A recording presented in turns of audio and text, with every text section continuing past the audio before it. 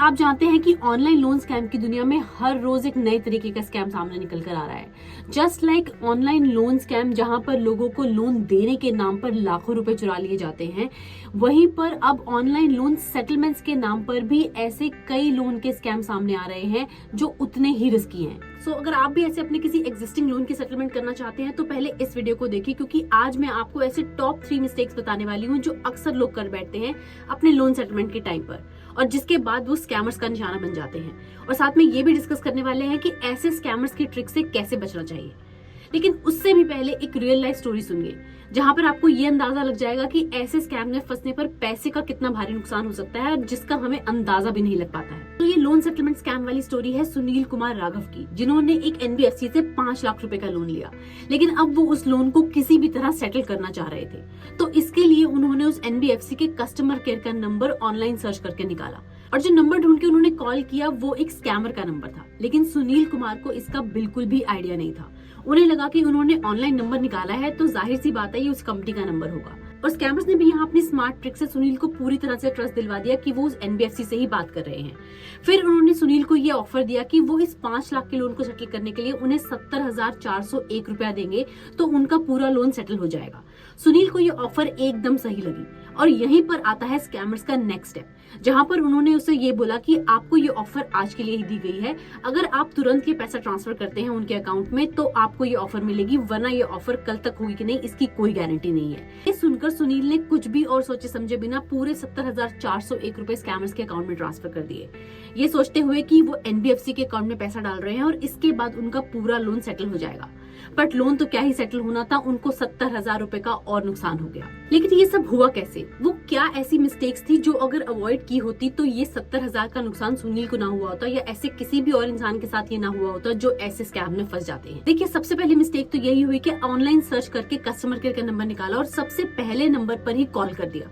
हम सब अक्सर यही करते हैं कि कोई भी प्रॉब्लम आई तो सबसे पहले ऑनलाइन जाकर कस्टमर केयर का नंबर निकाला और पहले ही नंबर पर कॉल कर दिया।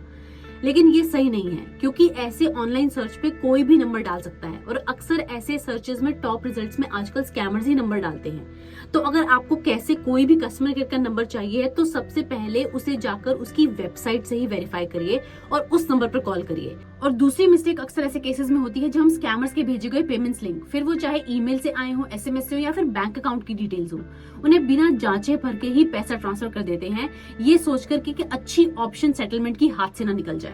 लेकिन ऐसा करना बिल्कुल भी ठीक नहीं है।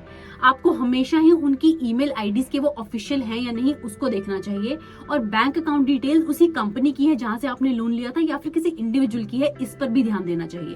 क्योंकि जाहिर सी बात है, आपने जिस कंपनी या बैंक से लोन लिया है आपका पैसा वापस भी उसी कंपनी या बैंक के ऑफिशियल अकाउंट में ही जाना चाहिए। और एक तीसरी मिस्टेक जो अक्सर लोग कर बैठते हैं ऐसे लोन सेटलमेंट स्कैम्स के चक्कर में, जब स्कैमर्स एक और ट्रिक अपनाते हैं जहां पर वो सामने से आपको कॉल करके ये कहते हैं कि वो एक थर्ड पार्टी से हैं और वो आपके बैंक या एनबीएफसी के साथ आपका लोन सेटल करवाने में आपकी मदद कर सकते हैं, और एक बहुत ही अच्छी टेम्पटिंग ऑफर आपके पास लेकर आते हैं कि वो बहुत ही कम अमाउंट में आपका लोन सेटल करवा देंगे।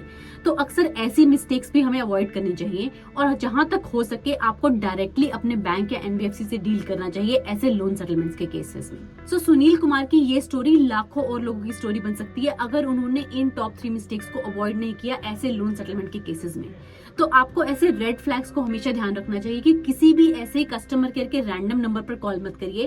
पहले उन नंबर्स को कंपनी के वेबसाइट से वेरीफाई कर लीजिए, और किसी थर्ड पार्टी के लोन सेटलमेंट के ऑफर में बिल्कुल मत पड़िए। सीधा लेंडर से बात करिए अगर आपको कोई लोन सेटलमेंट करना है तो। और किसी भी अनजान नंबर और इंसान के साथ अपनी पर्सनल इन्फॉर्मेशन या फाइनेंशियल इन्फॉर्मेशन या पैसा ट्रांसफर जैसी चीजें विदाउट क्रॉस वेरिफिकेशन बिल्कुल भी मत करिए। आपके पास भी ऐसे कोई फेक लोन सेटलमेंट्स के कॉल आए हैं और आपने उन्हें कैसे अवॉइड किया है, अपने एक्सपीरियंसेस मेरे साथ कमेंट्स में जरूर शेयर करिए। और हाँ, ऐसे और कई फेक कस्टमर केयर के नंबर से होने वाले अलग अलग स्कैम की स्टोरीज हम ऑलरेडी कवर कर चुके हैं, जिसमें से कि एक बहुत ही शॉकिंग स्टोरी आप यहाँ देख सकते हैं, और अपनी अवेयरनेस ऐसे फेक कस्टमर केयर के नंबर के होने वाले अलग अलग तरीकों को स्कैम से बढ़ा सकते हैं। क्योंकि ऐसे रियल लाइफ स्कैम की स्टोरीज की अवेयरनेस फैला के हम लाखों लोगों को इसे प्रिवेंट कर चुके हैं, और अब हम चाहते हैं कि हम करोड़ों लोगों को ऐसी स्टोरीज पहुंचाएं और उनकी भी अवेयरनेस बढ़ाएं। तो आप भी हमारे साथ इस फाइट अगेंस्ट फ्रॉड में हमारा साथ दीजिए।